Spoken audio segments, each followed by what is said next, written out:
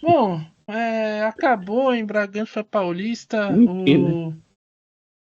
O Bragantino venceu o Santos por 1-0, com dois jogadores a menos. O Luan Cândido foi expulso no início da segunda etapa e depois no final do segundo tempo. O, o Thiago Borbas também tomou o segundo amarelo. Foi pro chuveiro, não dá nem pra dizer que foi mais cedo, porque já estava no finalzinho ali, enfim, acabou não fazendo tanta diferença. A equipe de Bragança Paulista vence e confirma a primeira colocação no seu grupo, vai a 21 pontos e não tem mais como ser alcançado pela Inter de Limeira. Já o Santos perde a oportunidade de chegar a 25 pontos, passar o Palmeiras, que está jogando no Morumbi contra o São Paulo, e tentar ali buscar a melhor campanha. Ainda tem mais uma rodada para fazer isso, mas aí tem que vencer e torcer para dois tropeços do Palmeiras nesses dois jogos que lhe restam ainda. Cássio Ângelo, vitória do Bragantino. O placar foi construído na primeira etapa, né, quando as duas equipes ainda tinham 11 cada uma respectivamente, e o Bragantino foi melhor, né? Tem o Estevão Barros, Adiel Reis, a nossa nobre e enorme audiência do Mermadores. O verdade absoluta é que o Bragantino foi melhor do que a equipe do Santos os 90 minutos, mas os acréscimos, mesmo o Bragantino ter terminado com dois jogadores a menos. É um jogo que acende um sinal de alerta para a equipe do Santos, que ofensivamente a equipe não conseguiu criar. Embora a gente saiba que tenha vários desfalques a equipe alvinegra praiana, mas o Santos terminou o primeiro tempo, seu Estevão Barros Sadiel, sem dar um chute em direção ao gol, seis finalizações, se não me falha a memória, no final do primeiro tempo, e nenhuma em direção ao gol. O Bragantino, em oito finalizações, ainda finalizou três em direção ao gol. A verdade que deu pra gente ver hoje aqui no Bragança Paulista é que a equipe do Bragantino é uma equipe mais pronta, mais preparada técnica e taticamente que a equipe do Santos. O jogo começou com uma boa intensidade das duas equipes. O Bragantino propondo o jogo, o Santos baixou as linhas e ia jogar num futebol muito mais reativo. Essa devia ser a característica do jogo. No entanto, o contra-ataque do Santos nunca encaixava. E a equipe de Bragança Paulista ficou muito a cabaleiro, esperando seu gol sair no primeiro tempo. Sai numa boa jogada do Elinho, mais uma vez fazendo uma excelente partida, um jogador que se encontrou com a camisa do Bragantino e fez um cruzamento para o Eduardo Sacha finalizar gol 1-0. Santos fez aqueles 5 minutos ali de pressão, mas como eu falei, ainda no primeiro tempo não conseguiu finalizar uma bola em direção ao gol. Era pressão sem efetividade, era posse de bola sem volume de jogo, era um, um jogo do Santos sem nenhuma alternativa ofensiva. Acaba sendo um primeiro tempo um para o Santos, um para o Bragantino, zero para o Santos. Aí no segundo tempo veio o lance que a gente achou que poderia mudar a partida. Expulsão do garoto do bom jogador, até Estevão Barros, mas deu uma vacilada que é o Luan Cândido. Mas não mudou, não é isso, John? Não mudou. Não Acho que não. mudou, Estevão Barros. Brincadeira, pode ir lá. Bom, vamos lá. Meu ponto de vista sobre a partida é o seguinte: o Santos fez uma partida protocolar, Estevão Barros e Fábio Carilli, tá? O Santos tem, os times de Fábio Carilli têm aqueles lampejos em que eles conseguem fazer partidas maravilhosas e, enfim, dominar seus adversários. Não foi hoje. Hoje foi uma partida do ideal do Fábio Carilli, jogando no contra-ataque e deixando, tentando mantendo aquele padrão de dar a posse de bola para a equipe adversária e procurar os espaços nas velocidades. Não funcionou. Fábio Carilli escolheu mal o seu centroavante e mesmo quando teve um a mais, ele não conseguiu dominar. Ok, ponto. Sobre o Bragantino, aí é que vem um detalhe. O Bragantino não precisou fazer força para ganhar o jogo, sabe? Fez o primeiro gol com o Eduardo Sacha e ali controlou a posse de bola, sabe? não levou, o Cleiton no primeiro tempo não sofreu perigo algum da equipe santista, nenhuma finalização. Isso é surpreendente para a equipe que tem muitos pontos no campeonato. No segundo tempo, o Santos, com as alterações ali, primeiro a entrada do Wesley Patati, que foi decisiva para a expulsão do Luan Cândido no Bragantino, eu achei que nesse momento as coisas iam mudar. Mas aí, vamos lá, o que o Carille poderia fazer? Poderia botar 3 zagueiros e lançar o resto da equipe para o ataque. Não, o que ele fez? Ele colocou mais um centroavante e assim, insistiu em lançar bolas na área. Cara, sinceramente, num jogo que você tem um a mais, você não conseguir organizar o ataque e manter só o padrão de cruzamentos na área, com todo o respeito que eu não tenho pelo Fábio Carille, pelo trabalho dele, que eu acho que é muito limitado, e deu para se ver hoje, o Santos mereceu perder, viu? Mereceu perder.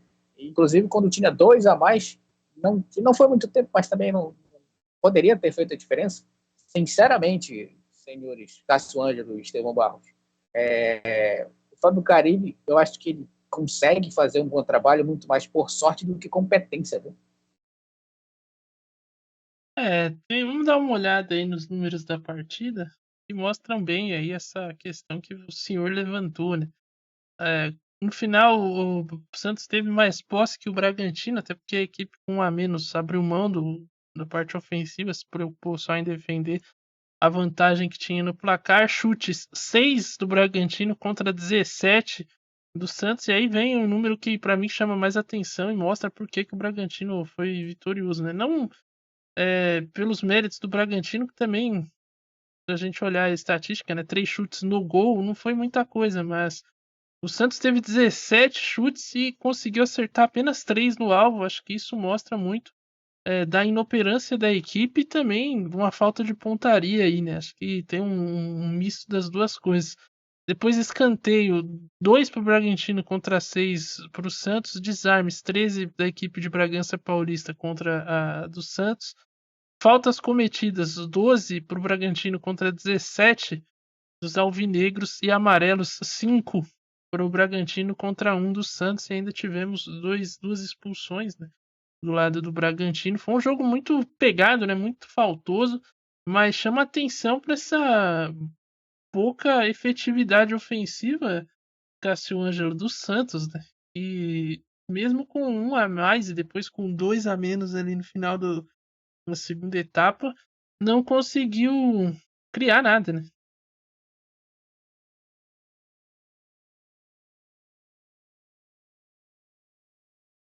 Que o Cássio também não tá conseguindo criar nada. Hein?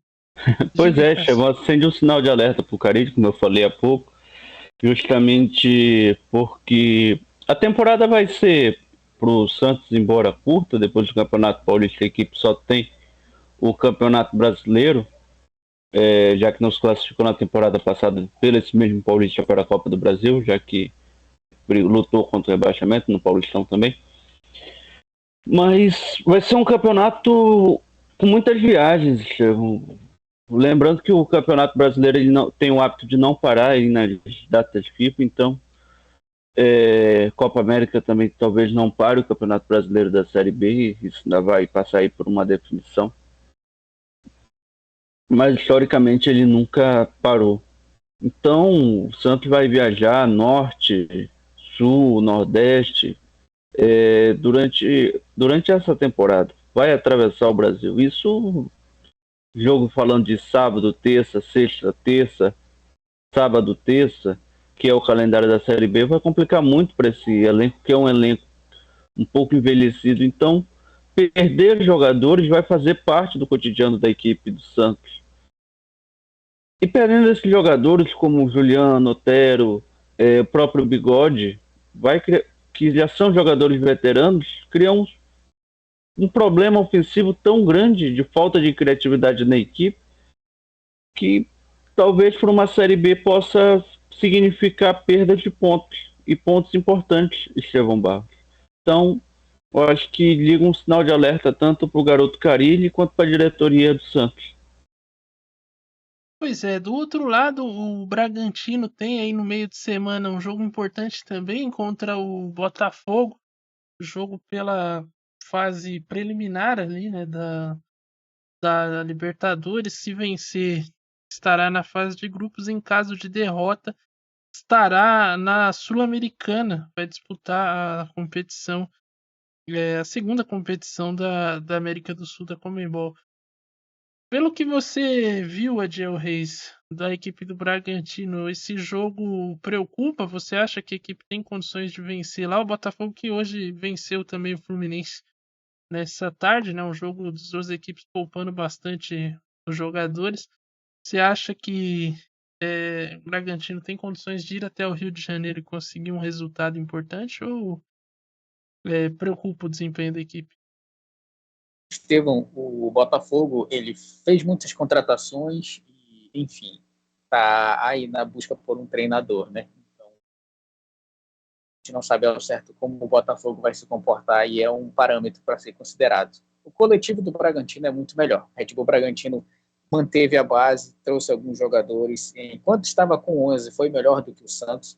E olha só a frase, se ele conseguir jogar enquanto estava com 11, o mesmo futebol lá no Rio de Janeiro, tem condições de ganhar do Botafogo. Por quê? Porque o Botafogo parece hoje, posso dizer, o Botafogo é um apanhado de jogadores bons que tenta jogar futebol. Tá? Fez uma grande partida contra o Aurora, mas era obrigação golear.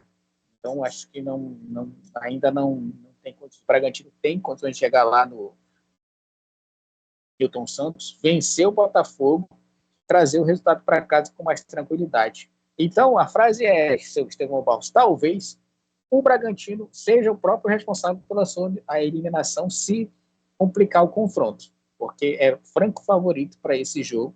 Tu tem a história toda do Botafogo, o Botafogo pode equilibrar na camisa e tudo mais, mas, sinceramente, Estevão Barros, pela partida que o Bragantino fez hoje, quando estava com 11, se ele jogar isso lá no Newton Santos, ele consegue organizar e controlar. É claro, tem o fator casa, torcida, vai ter toda aquela atmosfera de Libertadores, mas o Pedro Caixinha, se conseguir lidar com essa questão psicológica da equipe, questão de autoestima e motivação, só no futebol o Bragantino é forte e tem condições, sim. Ao meu ver, é favorito, inclusive, para o jogo contra o Botafogo.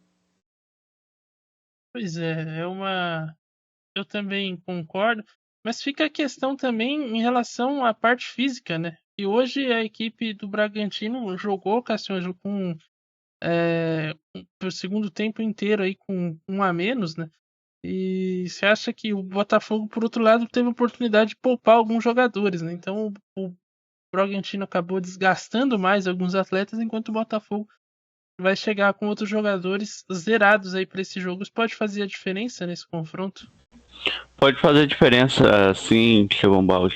O jogo vai ser um jogo muito físico. A equipe do Botafogo que chega, além de melhor fisicamente, mas também emocionalmente, a equipe do Botafogo deu uma guinada aí depois da saída do Thiago Nunes.